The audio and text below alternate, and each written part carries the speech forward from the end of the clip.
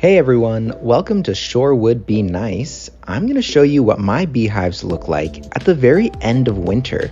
Today is March 1st, it's 55 degrees out, it's sunny, it's not windy, so it's a really good time to take a look at what's going on in these hives. Now, it's a little too cold to actually pull any frames out, and that's because cold weather can actually damage the developing brood, the developing bees, if they get exposed to that cold temperature. So I won't pull any frames out, but we are going to take a look inside and see what's going on. And we have two hives to look at today. So this is the first time that I'm taking a look at these hives also. You're getting the first view along with me.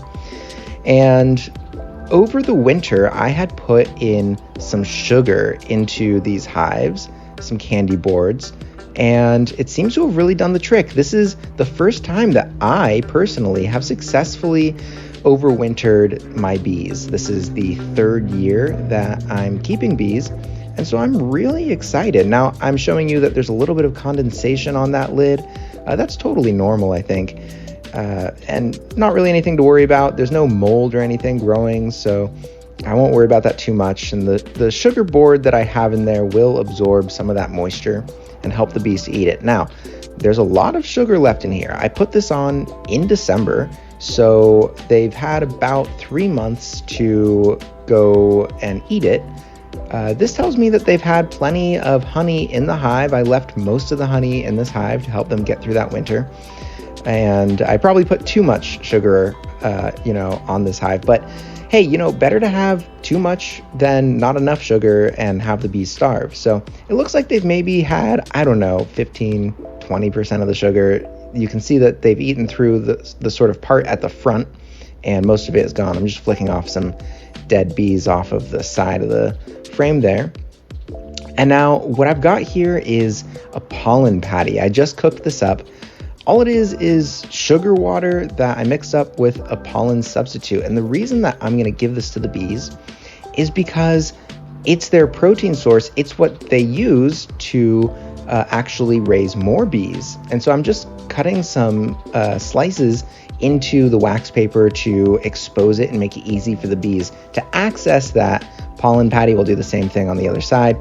And so in the winter, bees need lots of sugar in order to have energy. Sugar is what bees consume as their carbohydrate source. You can think of as when a person has, sugar, they get that sugar rush, they get lots of energy and they run around, right? Bees need that energy, and that's how they are able to keep their hive warm. But in order to make more bees, in order to grow, they don't use sugar, they'll use sugar too, but they'll use protein, they'll use pollen.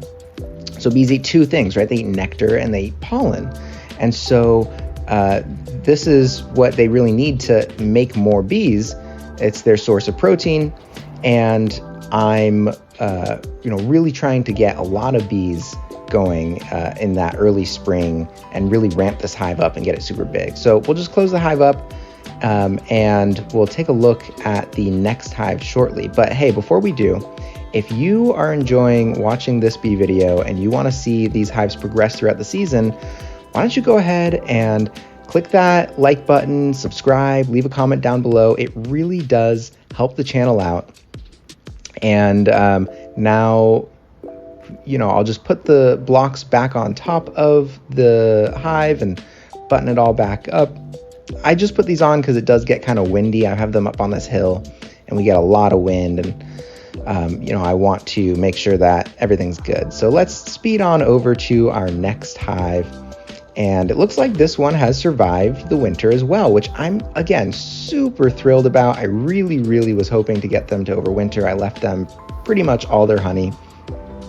The first season that I had kept bees, I didn't have any survive, and that was kind of devastating.